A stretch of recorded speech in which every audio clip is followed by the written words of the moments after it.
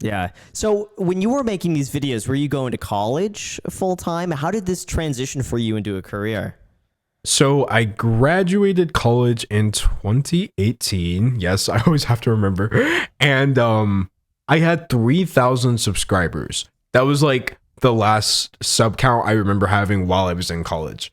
And it was interesting because I had just started getting like traction, because I remember telling my friends like, isn't this so weird? I didn't call myself a YouTuber because I didn't have a bunch of videos on YouTube. I had just put one there, and I was telling my friends like, look, this video has over 1,000 views. Isn't that so interesting? And we were all like, yeah, that's so cool, because we weren't YouTubers. So it was just like funny that one of us had gotten like a crumb of YouTube engagement. And then I just remember like walking out of the cafeteria, and my friend Brandon from the other side was like, you have 3,000 subscribers now. You're famous. Joking, of course, because 3,000 is not that much. But I remember thinking, that seems like a lot.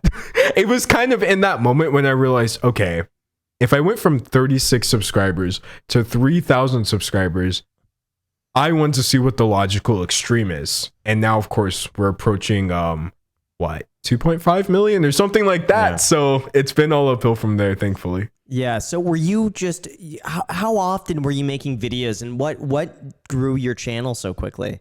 I would say initially it was the consistency. So right after college, having graduated with honors, with my bachelor's degree, of course, I immediately got a job at a gas station, unironically, as one does. And the whole time I was there, I said to myself, you know what?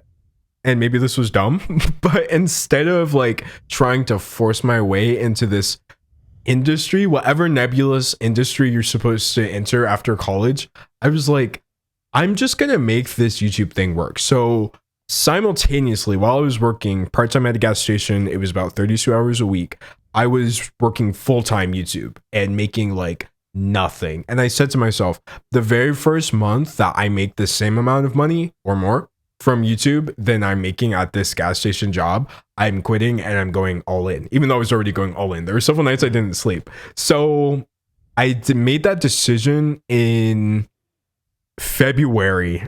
I want to say it was February of 2019. I was like 2019 or 2018.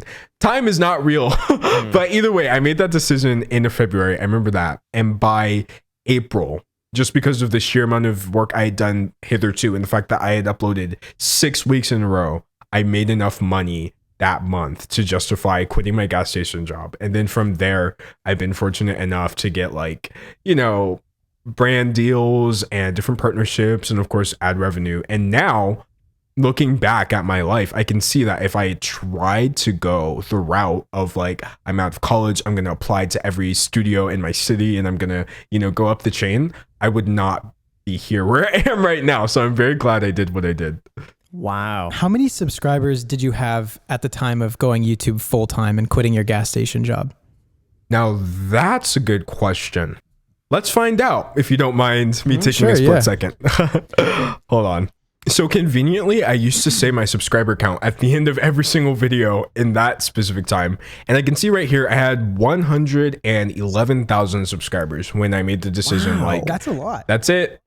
Yeah, definitely. It's the thing about like sub count, views, and monthly revenue is it fluctuates wildly. The reason I don't like really pay attention to Social Blade in terms of like how much it estimates other people are making is because so much of it has to do with CPM and frequency more than anything. Like if you have 100,000 subscribers and you're uploading every single day and you're getting 50,000 views per video, okay, well then you're definitely going to get like, what is that, over 1 million views in a month. You're definitely going to be making some. But because I was only really able to upload once a week, and the videos were not the kind of content that gets like the views I'm getting now, it just wasn't necessarily enough to justify. Plus, my CPM used to be pretty bad. That I never was able to put my finger on. It's definitely gotten a lot better. I mean, I don't have, you know, finance CPM by any means, but we were able to pick that up off the ground. But yeah, right at April 8th, 2019 was the very first video I uploaded immediately after quitting my gas station job, and it felt good because I was like, this is it now, and if this goes away, I'm going to have to walk right back down the street into there while I find another job. It was very interesting. That would be a funny title for ours. The day D'Angelo Wallace quit his job. I don't know. That's good.